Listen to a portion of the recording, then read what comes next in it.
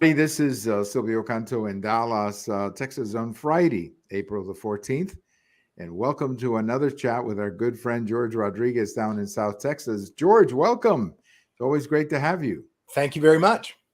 Always great to have you for our weekly look at politics in Texas. Great to Uh, be here. although, although of course, politics in Texas seems to be also mixed in a little bit with some of the national stories that we will cover today. Let me begin with just a quick story. Mike Pompeo decided not to run for president. It doesn't come as a shock to me because he was way down and he probably doesn't have the name recognition. But I will tell you, I hope the next president, Republican president, I hope that Mike Pompeo is either on the ticket or in the cabinet. This is a valuable man, Mike Pompeo, George. I think he's got a world of knowledge and experience Yes. in foreign affairs, and I think that he would be a great asset to somebody that would pick him. He is very level-headed. Mm-hmm. He is very logical, and what I really like about him is that he's got a big picture view of things. He doesn't focus on one issue, one country, one section of the world. He looks at it very globally, which is what I need, what we need. Right. And most important, he looks at it from an America first. He doesn't look at it like, what is this going to happen to there or to them or these folks. He talks about the impact on the American citizen, and that's what we need to have. And I tell you something, when you look at the world today, I think the world today is going to be, or the problems in the world are going to be a big part of the 2024 campaign. Oh my I gosh, mean, yes. you look at what is just happening between China and Brazil. They want to basically detach themselves from the American dollar. I Yep. mean, that's a big blow. Then what just happened with President Macron, who I think said a few things that I hope he regrets about the United We're States. So looking very weak. We are we looking are. very, very weak, and we cannot afford to look weak. That's it. We cannot afford to look weak at a time when we have to at least project some strength. So that's why this international situation is why I think a man like Mike Pompeo would make a wonderful VP Yes, on the ticket. And whether it's DeSantis could really use him because of his, I mean, the fact that he's never been the president or much in Washington, he could really use correct. a man like Pompeo, much the same way that George W. Bush put Cheney on the ticket to give it a little bit of national security experience. But I think he would be a very valuable I think he'd be very person good. on the ticket. So let's see what happens. But a lot of times people say they're not running for president, and then somehow They and magically appear. they magically appear on the ticket, which I in this case I certainly hope he's either the next vice president or the next secretary of state. True. That is where I like to see him, in one of those two positions. I want to see him in a prominent role in the next Republican administration, George. I do too. Yeah. Yeah, I agree with you. Let's talk a little bit about another story. Big story of the day, has a big impact here in Texas, and that is President Biden said this week that DACA, and I'm not even sure what their legal status is. I know they're protected by DACA, uh, but that protection, or the whole thing about DACA right now, is pretty much up in the air. So I don't know how much they're in fact going to be protected or how much longer. But he wants to include or offer the so-called dreamers. He wants to offer them health care or federal healthcare services. Now, the story that I read said he's going to propose it, which is what I thought he had to do because, as you know, this is not a power. At least what I believe, this is not a power that he has as president to create a group that qualifies for this or that. But what do you think of this whole DACA story or the Biden commentary about DACA, George? Well, first of all, we've got to understand that DACA stands for the D stands for deferred. That means that these folks are not citizens. They are not legally in the country. They are just deferred from being deported. Now, the other aspect of it is if that is the case, and obviously that is the legal standing, then they really cannot receive the benefits of the United States of social services. They can't under that deferred status because again, the word deferred means that they're pending being deported because they're here illegally. The only thing that these folks have going for them is that they came to the United States as infants, as minors. Some of them came as teenagers, but they're still qualified as minors. Now, the situation in that is once again, an illegal immigrant is still an illegal immigrant and should be treated as such until they begin the process of becoming legal. That's been the big fight of whether or not these folks can become legal. And the issue that I see with that is that if you reward these folks with some type of path of citizenship, you are encouraging other young folks to be used to come in. The vast majority, I lay the problem with all of these children being abused, dying, I lay that at the feet of DACA, because what is happening is that once a child gets in here, that child is automatically deferred. They don't become a DACA person per se, but they receive the same benefit. They receive the same status, and thus they are not going to be deferred. Neither are the adults or the parents. Usually the case. They are not going to be deported.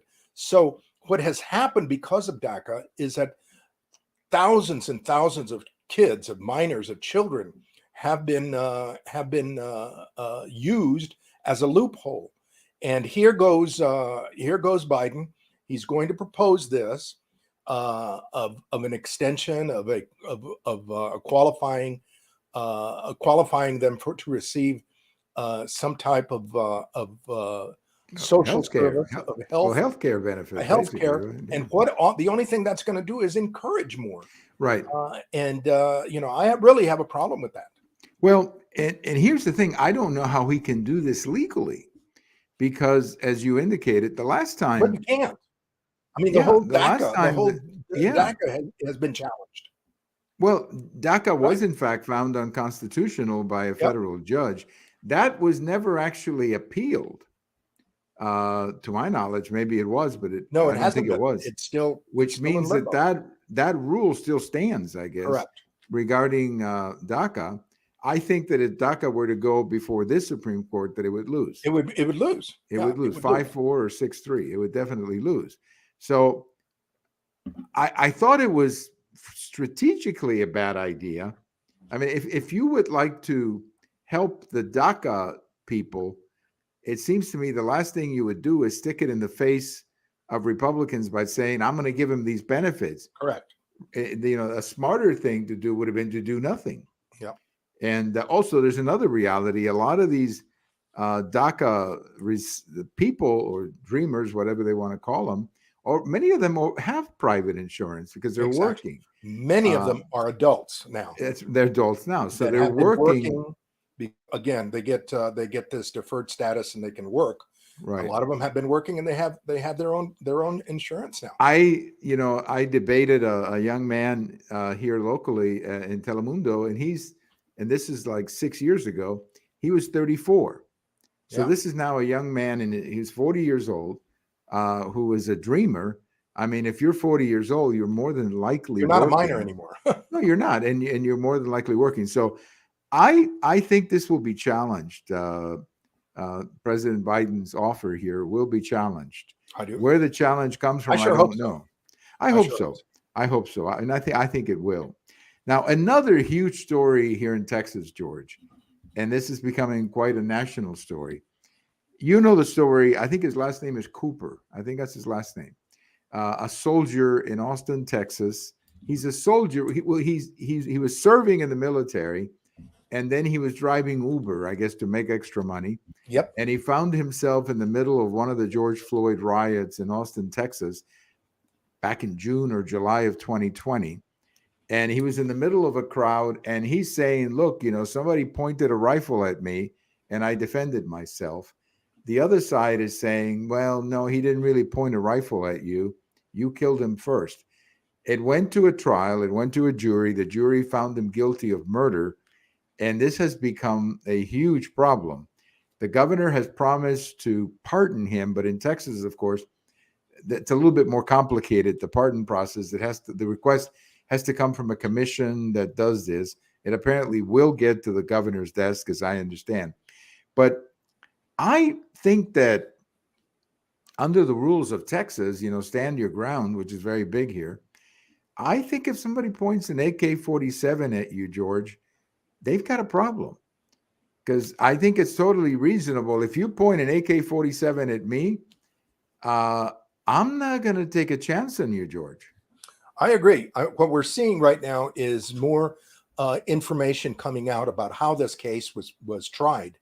And one of the things that's very, very disturbing is that the DA, the prosecutor who prosecuted Cooper, suppressed some evidence, kept it from the jury. The other thing is that members of the jury themselves were extremely biased. They supported the Black Lives Matter riot, demonstration, as they put it. And also, there is the evidence that was suppressed that this character, the guy that got killed, had been carrying on for a couple of days with his rifle, intimidating people, walking around, being part of the protest, intimidating people with his gun. Now, he happened to confront somebody who defended themselves, who felt intimidated. Let's talk about how many times you use the wrong pronoun and some leftist gets intimidated. Let's talk about how many times you use some type of defense argument, a logical argument against somebody who is arguing with you about abortion, and they feel intimidated. Well, here's somebody that pointed a gun at somebody, they felt intimidated, and they defended themselves. Right. I think that when the facts are already out there, when the facts that we look at that are coming out, I think it's very, very difficult to understand why he was convicted in the first place. Right. I really do believe, and I support the governor 100% in this matter. We cannot be in a situation like that. That couple was in St. Louis, Louis suburb, when they tried to defend their property, and then they were prosecuted. Right. We can't have that. I'm sorry.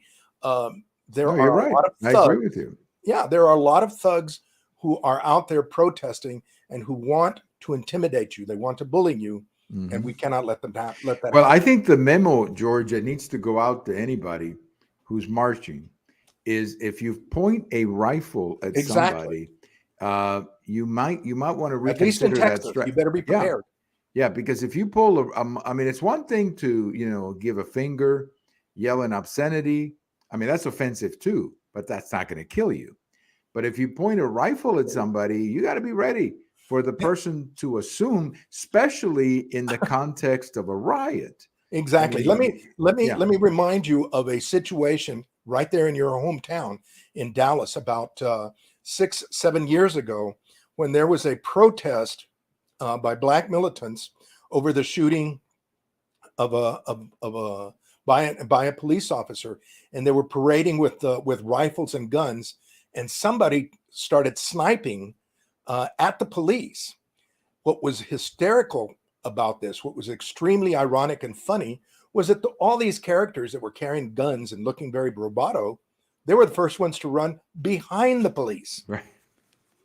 Right. So, you're talking about the case where 5 police officers were killed. Yes. And this was back in 2015. I remember that case quite well. It happened at night.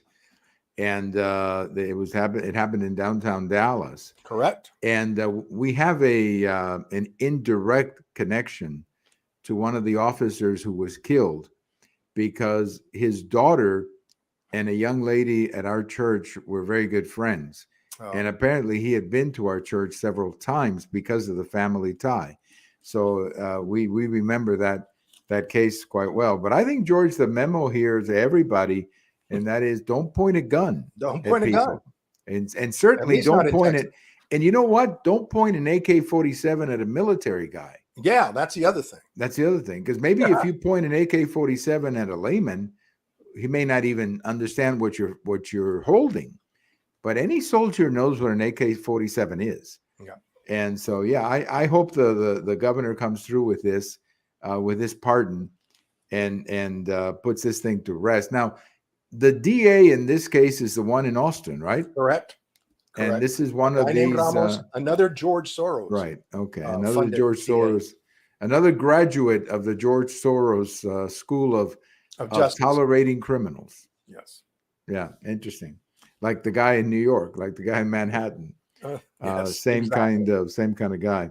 Well, another story coming out of Texas. It seems like we've been in the news quite a bit here lately. There was a judge here who stopped the abortion pill, and now the Supreme Court Justice Alito has basically stopped everything until something is settled down the road. That's probably the right thing to do because there was a lot of confusion with conflicting opinions. But George, this is how I feel about the abortion pill. Two attitudes about it. I'd like to get your reaction. The first one is I hope that the Supreme Court sends it back to the states and lets every state figure out what to do with the abortion pill. Exactly. Let the states figure it out, and we in Texas, we can figure it out. We don't need a national ruling here. But the other thing that it's scary for me, it's almost like a science fiction movie, George. The idea that you're going to take a pill to end a pregnancy, I mean, that's like a science fiction movie. That's like one of these, I don't know, futuristic movies about the world, where humans were so dehumanized that you would take a pill to end a pregnancy. I mean, the whole thing is so, it's hard for me to comprehend the idea of an abortion pill, George. It shows how detached from reality and from anything spiritual these folks are. The fact of the matter is that a pregnancy is not an upset stomach, so you can't take a Tums and get rid of it. It's not something that just happened because you ate something bad. This is a situation of a human life that is developing, and these folks using a pill that can easily be sent across state lines. I mean, the bottom line to abortion at this point is that you can have it in New Mexico if you want, but you can't in the state of Texas under certain circumstances. You can't. And the pill doesn't discriminate. The pill, it'll end the life of any fetus. So this state of Texas has got to have its own legislation, its own laws about the pill, because it's got to be supervised, and you just can't take it like a Tums. Right. On the other hand, if you want to take it someplace else, that's fine and dandy. Go ahead and go to California, go to New Mexico, right. Take it. But the left doesn't seem to understand that. The left wants dictatorship. Right. The left wants everything to be the same as long as it conforms to what with them. Yeah, as long as they agree with it, they want everybody to follow Correct. the same rule. But I agree with you. I mean, the whole idea of an abortion pill. I remember watching that movie. We had a little group from the church who went to see that movie called Unplanned. The movie about, I think Abby Johnson is the woman's name. Correct. And at one point in her efforts to kill a pregnancy, she took one of these pills. I'm not sure if it's the same one, but she took a pill that supposedly ended the pregnancy, and it nearly killed her. I mean, she was in really bad. She had a terrible reaction to it. And George, it makes a lot of sense. Again, I'm not a chemist. I'm not a biology major, but the whole idea that you would take a pill, like you say, you can take a pill for indigestion. Okay, we've got pills for that. You can take a pill, you can take an aspirin. We got we got those. But the idea that it would terminate a pregnancy, I mean, to me at least, that's a bridge too far. That is really messing with the human body, and in my opinion, in an almost unholy way. I hate to sound so religious, but somehow that just doesn't add up. I mean, it is a human life. It is. That is in embryo stage, right? And you are taking a pill to kill it. Well, how else you can view it? No, you're right. But this is something interesting, George, that you just mentioned that I want to underline. Somehow, when we're talking, people like us, we're talking about abortion, we're talking about a life. When they talk about abortion, it's almost like as if it's an indigestion. It's just a bad It stomach. is I mean, they exactly, don't talk about the life at all. They don't exactly talk about the fact that there's a life in the play correct, here. And correct. that's what I find obscene. Now, like, for example, in Florida, the governor DeSantis just signed or about to sign an abortion law that is the heartbeat law, similar to the one we have here in Texas. But he's made a couple of exceptions. He said you can have an abortion in case of rape or incest. You know that is a Correct. window. Now, I actually like that. I Yeah, think that I don't if see a a problem with woman, yeah, if a woman is raped or if they're incest, I think she ought to have the option. I'm not saying it's that. Correct. automatic, but she should have the option. But what we're talking, what the left is talking about is abortion at any moment, abortion on In fact, demand, even abortion. after birth. Yes, and that I think is obscene. I just have no other description for it than just totally, completely obscene. The idea that we have completely forgotten that we're talking about a life. I'm sorry. I just, that's what I'm saying. And then we're going to take a pill to end the life. Correct. That's like watching one of these crazy, I don't know, futuristic science fiction movies about humans being dehumanized in the future. Well, one more topic, George. Another big topic is that is this leak out of the federal government. Now, the leak is interesting. I mean, not just because it happened, but it's interesting because it does challenge. At least nobody's denied it. I mean, the White House hasn't denied the information.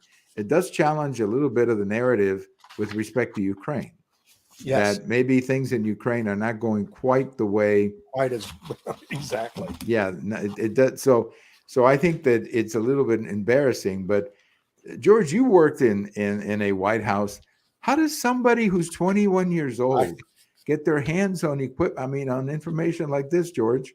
look. I mean, it's incredible. I couldn't even get, George, for example, just to give you a quick example, I couldn't go into Instagram or Twitter or Facebook and get your password or get into your account. I wouldn't be able to do that. And yet a 21-year-old can get into, I mean, something is missing here. What am I missing, George? Well, look. When I worked in the White House, there were a lot of young people that were in that White House, 21 years and younger. The big difference that I see is that there was a sense of responsibility and supervision of these young people, of all of us, not only the young people, everybody was closely supervised, and had a commitment and understanding that these things you left alone, those things you could take home or you could shred, whatever. I mean, one of the inner sanctum, the president's own office, as well as the desk of his secretary. Nobody went in there unless you were supervised and unless somebody was in there and you had to explain what you were doing, why you were there. This kind of situation that we've got now is very detached.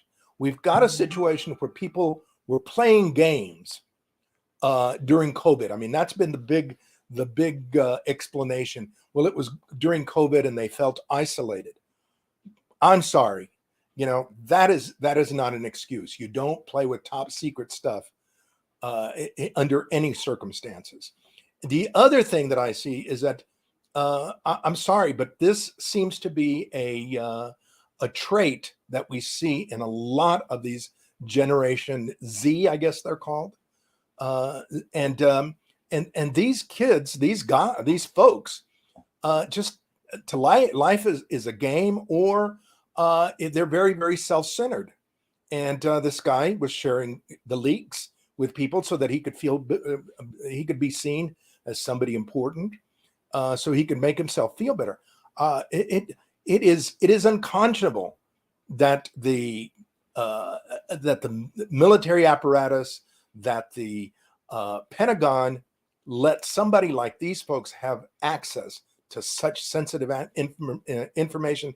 And now even the president seems to be shrugging it off and saying, well, it wasn't that critical of an information. I bet you Ukraine thinks it's critical. Right. Oh, I bet the Israelis do too, because they were part of the information. But what I find amazing to me is how this information could be taken out of the government, if you will, and put Yes. in a game, in a computer game that he was playing with other people.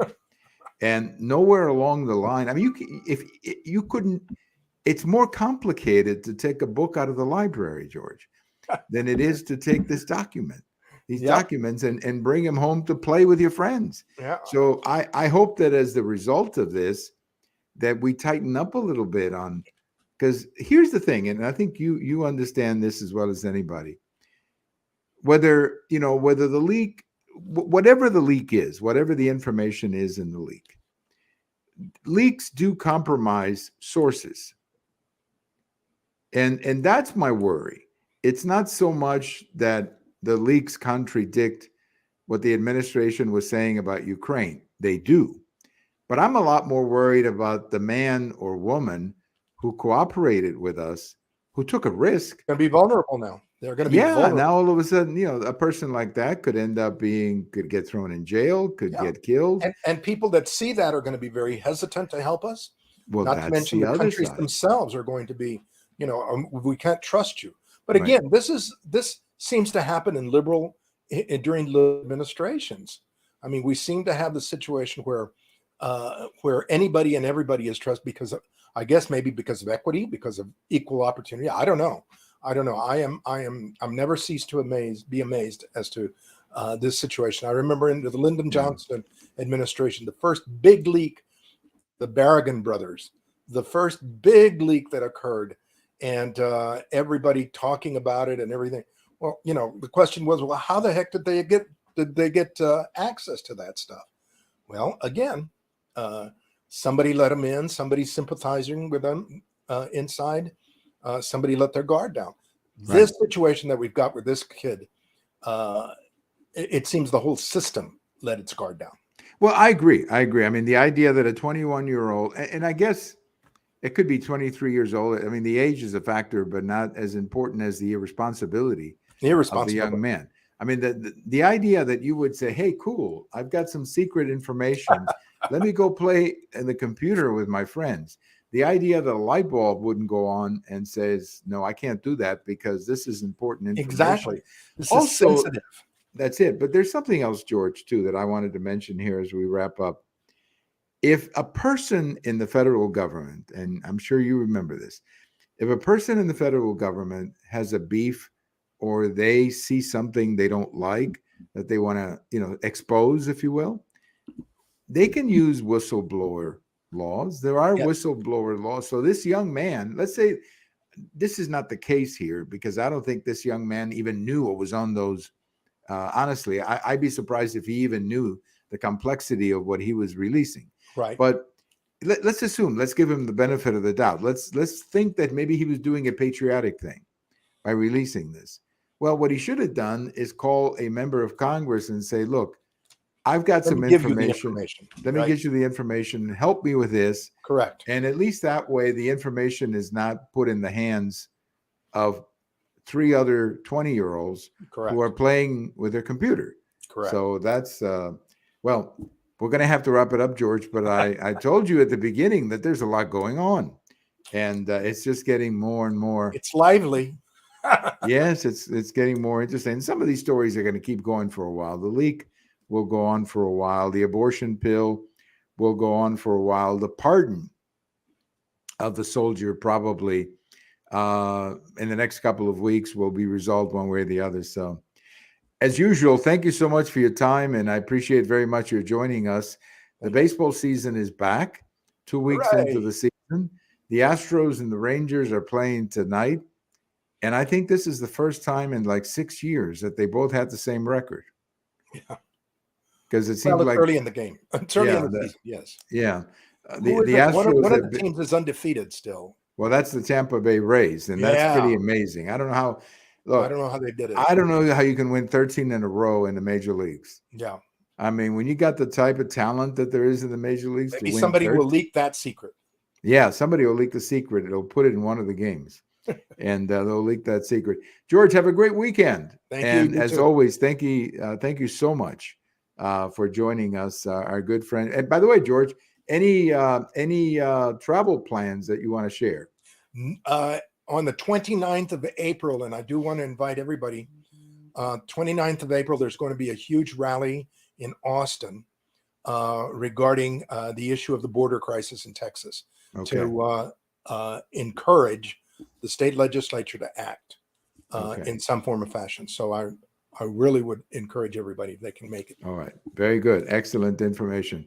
George, you're going to write something about it, I assume. So send it I to will. me and I'll try to distribute it as much as possible. Thank you very much for your time as always, and have a great weekend, George. Thank you. All right. Our good friend, George Rodriguez, as we look at the Texas situation, just overall, a lot of times what happens in Texas has national implications, like this information about the soldier and the pardon. That's a fascinating story. I mean, a soldier felt threatened. He defended himself, and he was found guilty of murder. So now they're calling on the governor to pardon him, and the governor said that he would, as soon as he gets the pardon. Other stories, of course, that we talked about: the abortion pill, DACA, the border issues, as always, and this crazy leak. It just makes me. I mean, I don't know what to say when a 21-year-old soldier can take out information like that. And again, we thank him for his service. Don't misunderstand. We appreciate the sacrifice that all our soldiers make. But for a young soldier to be taking information like this and sharing it with other people in a computer game, I don't know. Something's wrong with our controls. As George was saying, something's wrong with the supervision. Thank you so much. This is Silvio Canto in Dallas, and we'll talk to you later. Bye-bye, everybody. Have a great weekend. Talk to you later.